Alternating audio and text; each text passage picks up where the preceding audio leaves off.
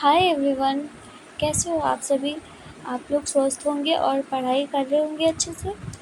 तो आज आप लोगों के लिए मैं प्रोज सेक्शन का ऑब्जेक्टिव क्वेश्चंस जो कि चैप्टर नंबर 1 है, यानी कि sweetest love I do not गो का ऑब्जेक्टिव क्वेश्चंस लेकर आई हूँ। ठीक है, बाकी जितना भी स्टोरी से था वो सारा ऑब्जेक्टिव क्वेश्चंस क्लियर हो गया है। ओके, आप लोगों को लास्ट में एक सरप्राइज़ देने वाली हूँ, इसीलिए प्लीज़ वीडियो को पूरा वॉच कीजिएगा। ठीक है, कहीं पे भी कोई प्रॉब्लम नहीं होगा। अगर होगा प्रॉब्लम तो मुझे कमेंट सेक्शन में आप लोग पूछ लीजिएगा, और प्लीज़ मेरी इस छोटी सी कोशिश के लिए आप लोग एक लाइक कीजिएगा अगर ठीक लगे तो।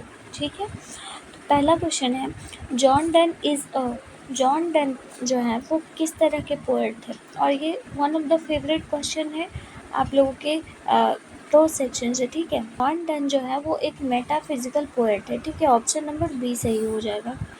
सेकेंड नंबर क्वेश्चन है, that thou lost me as thou sayest is from. ये जो लाइन है वो कहाँ से ली गई है, तो ये बातें जो है वो sweetest love I do not गो से ली गई है। इसी में इस तरह की लाइन्स वगैरह लिखी हुई है। ठीक है, अगला क्वेश्चन है, Donne present himself in sweetest love I do not go in.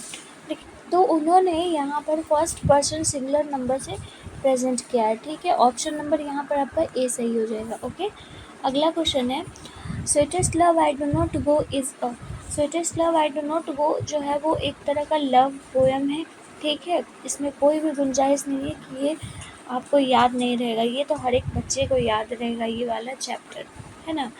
Done is well known for his. Done जो है वो किस चीज़ के लिए जाने जाते हैं, तो वो सॉन्ग सोनेट के लिए भी जाने जाते हैं, तेर्स सर्मन्स ये सब कुछ के लिए जाने जाते हैं। तो ऑप्शन नंबर यहाँ पर आपका डी हो जाएगा सही।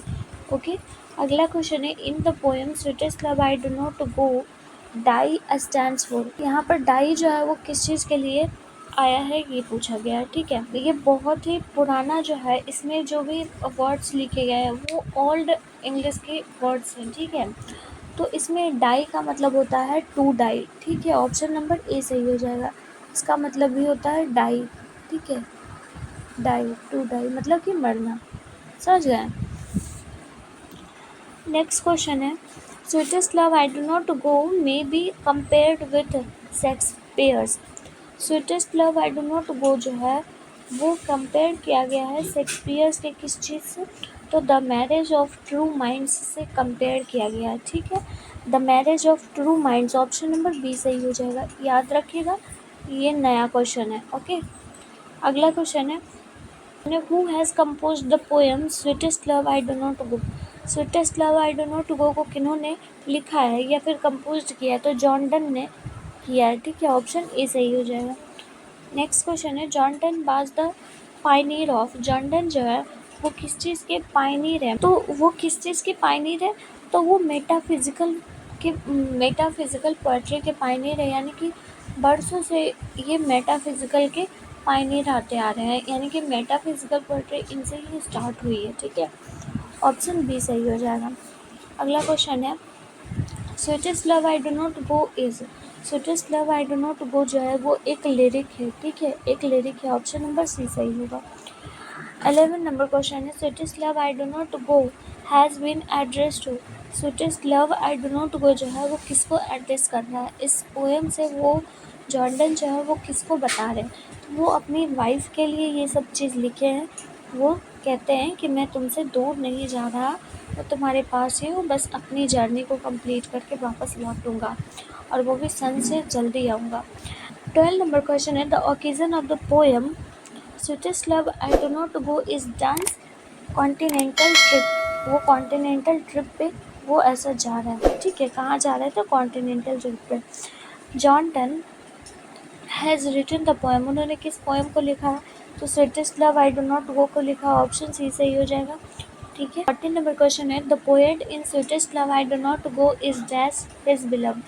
स्वीटेस्ट लव इस पोएट इस चैप्टर में पोएट जो है वो अपनी वाइफ से, यानी कि अपनी प्रेमिका से वो क्या है, वो दुखी है, वो सैड है, क्योंकि उन्हें दूर जाना पड़ रहा है कुछ काम के लिए। ठीक है, अगला क्वेश्चन है, John Donne is going to dash living his wife behind.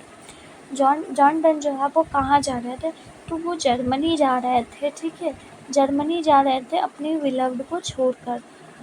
Okay, 16 number question है, John done thinks that dash is certain. John Donne जो है वो क्या सोचते हैं कि ये चीज़ जो है वो निश्चित होना ही है। तो डेथ जो है वो निश्चित है, वो हमेशा होकर ही रहेगा, इसको कोई नहीं टाल सकता है। हर कोई इस दुनिया से जाएगा, चाहे वो कोई भी हो, ठीक है, कितना से भी पावर क्यों ना हो, किसी चीज़ की उसे ज़रूरत ही क्यों ना हो, फिर भी वो यहाँ नहीं रुक सकता। जब उसका टाइम आएगा तो वो निश्चित है कि जाएगा, ठीक है। 17 नंबर क्वेश्चन है, John Donne wants to go away because he is not tired of his. John Donne जो है वो जाना चाहते हैं, इसलिए नहीं कि वो टायर्ड हो चुके हैं अपनी किससे, बिलव्ड से, ठीक है। यहाँ पर बिलव्ड आया या फिर यहाँ पर वाइफ आया, तो आप कोई सा भी ऑप्शन लगा देना यहाँ पर, ठीक है। ऑप्शन नंबर सी सही हो जाएगा। ओके, वो अपनी वाइफ से टायर्ड नहीं हुए हैं, इसीलिए वो नहीं जा रहे हैं, बल्कि उन्हें ज़रूरी है कुछ कार्य के लिए, तो वो जा रहे हैं, ठीक है। ये एक बहुत ही इमोशनल पोएम है, बहुत ही इमोशनल है। 18 नंबर क्वेश्चन है, the poet John Donne is better than ही।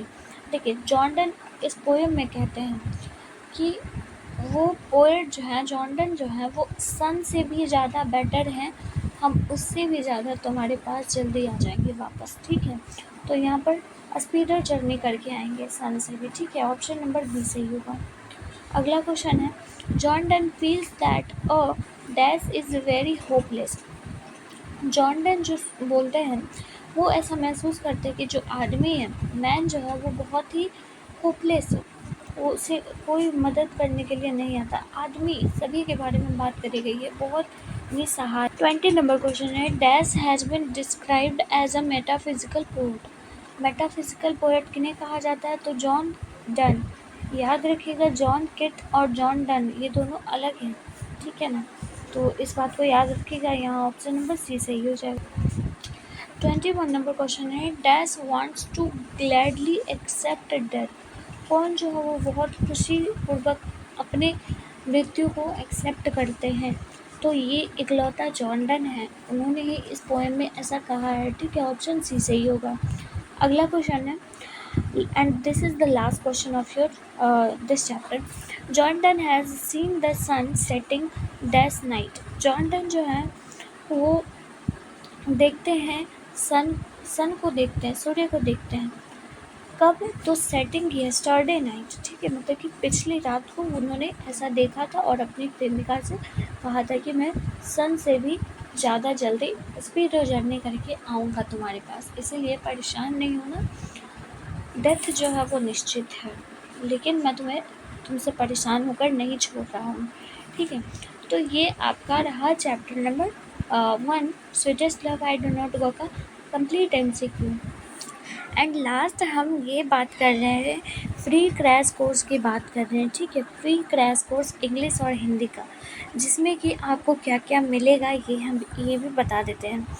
इसमें आपको मिलने वाला है समरी मिलेगा सबसे पहले, उसके बाद फिर कंप्लीट ऑब्जेक्टिव, उसके बाद फिर कंप्लीट इम्पॉर्टेंट क्वेश्चंस मिलेंगे, शॉर्ट क्वेश्चंस, लॉन्ग क्वेश्चन और साथ ही साथ गेस क्वेश्चन। एंड अगर हो सका तो ये 1 शॉर्ट वीडियो रहेगा इस सारा ही चैप्टर का, ठीक है। 1 शॉर्ट वीडियो रहेगा सारा चैप्टर का। बस इसमें मुझे आपकी सपोर्ट की ज़रूरत है, आप लोगों को देखना है, आप लोगों के लिए कर रहे हैं, तो आपको वॉच करना है, ठीक है। और पूरा कंप्लीट इंग्लिश और हिंदी का क्रैश कोर्स रहने वाला है। इस पर कहीं कोई भी डाउट अगर होगा तो डाउट को भी आप लोगों को पूछना है, साथ ही साथ इन सभी चीज़ों का PDF भी आपको मिलेगा। बाकी इसके बारे में हम डिटेल में नेक्स्ट वीडियो में बात करेंगे, और ये कब से स्टार्ट होने वाला है क्रैश कोर्स ये भी हम आपको बता देंगे, ठीक है। तो अगले वीडियो में हम इस टॉपिक पे बात करते हैं, तब तक के लिए आप लोग पढ़ाई करते रहिए। Till then bye bye, take care, good luck.